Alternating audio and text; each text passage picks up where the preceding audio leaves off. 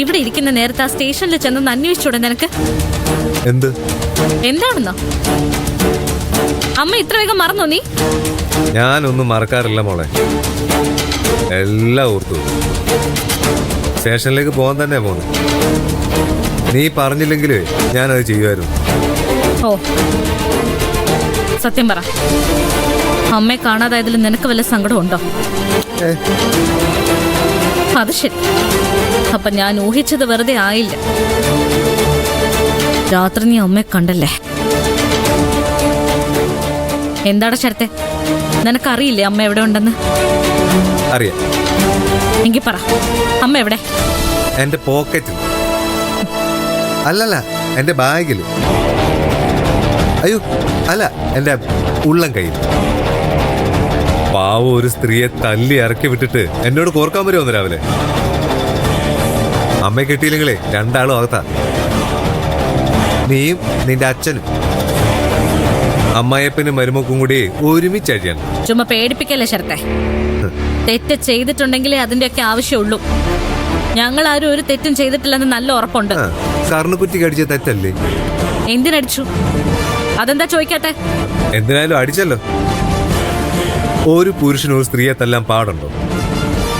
സംശയം ഉണ്ടെങ്കിൽ സിദ്ധുവിനെ വിളിച്ചു ചോദിക്കി. വക്കീലല്ലേ, പറഞ്ഞുതരും അതിന്റെ നിയമവശമൊക്കെ. തല്ല് കിട്ടിയെന്ന ഒറ്റ കാരണത്താല അമ്മ ഇവിടെ നിന്ന് ഇറങ്ങിപ്പോയത്. അപമാനം കൊണ്ട്, സങ്കടം കൊണ്ട്. ഒന്നിനെയും വെറുതെ വിടില്ല ഞാൻ. കണക്ക് പറയിക്കും രണ്ടിനെയും കൊണ്ടു. എന്റെ അമ്മയ്ക്ക് എന്തെങ്കിലും പറ്റിയ നിലത്തുനിന്ന് നിർത്തില്ല നിങ്ങളെ. കണ്ടോ?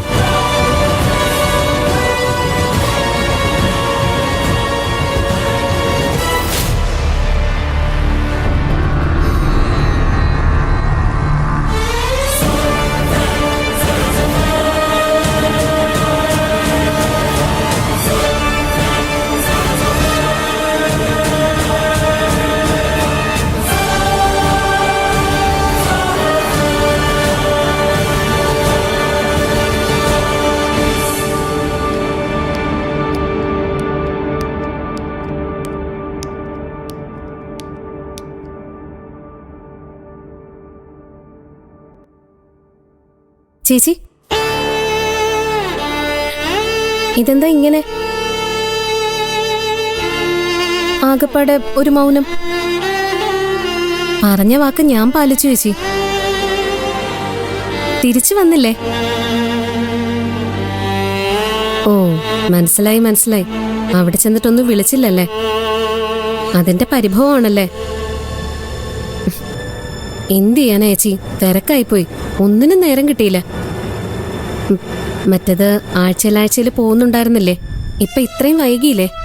അതിന്റെ ഒരു പ്രശ്നം ഉണ്ടായിരുന്നു. അല്ല, എവിടെ അമ്മയും മുത്തശ്ശി? അമ്മ എവിടെ ഇല്ല. അമ്മ എവിടെ പോയി? പോയി. എവിടെ? അതറിയെങ്കിൽ ഞാൻ പറയില്ലേ.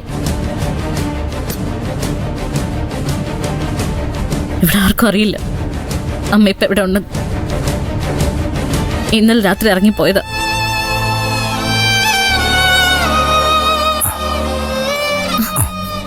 ഞങ്ങൾ തമ്മിൽ ചെറിയൊരു വഴക്കുണ്ടായിരുന്നു. പാർവതി പറയുന്ന ഇഷ്ടപ്പെടാതെ വന്നപ്പോ ഞാൻ അവളെയും തല്ലി. ആ ദേഷ്യത്തിന് അവൾ ഇറങ്ങിപ്പോയത്. അത്രേ ഉള്ളോ? അമ്മ എവിടെ പോവാനാ? ഏതെങ്കിലും ബന്ധുക്കളുടെ വീട്ടിൽ കാണും ചേച്ചി. ദേഷ്യം മാറുമ്പോ തിരിച്ചു വന്നോളും. ഇത്രയും കാലത്തിനിടയ്ക്ക് ആദ്യമായിട്ട് ഇങ്ങനെ. എല്ലാവരും എന്നെയാ കുറ്റം പറയുന്നു. ഞാനാണല്ലോ തെറ്റ് ചെയ്തേ. ആ നേരത്ത് എനിക്ക് അങ്ങനെ പെരുമാറാനാ തോന്നിയത്. ഇതിന്റെ പേരില് പാർവതി ഇറങ്ങിപ്പോകുന്നെന്ന് ഞാൻ കരുതിയില്ലെന്ന്. ഇറങ്ങിപ്പോവാൻ മാത്രമായിട്ടുള്ള പ്രശ്നമൊന്നും ഉണ്ടായിരുന്നില്ല പ്രിയ. എന്താണെന്നറിയില്ല, അമ്മ നല്ല വാശിയിലായിരുന്നു.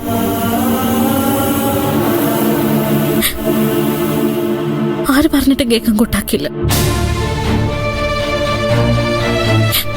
ഒരു രാത്രി കഴിഞ്ഞു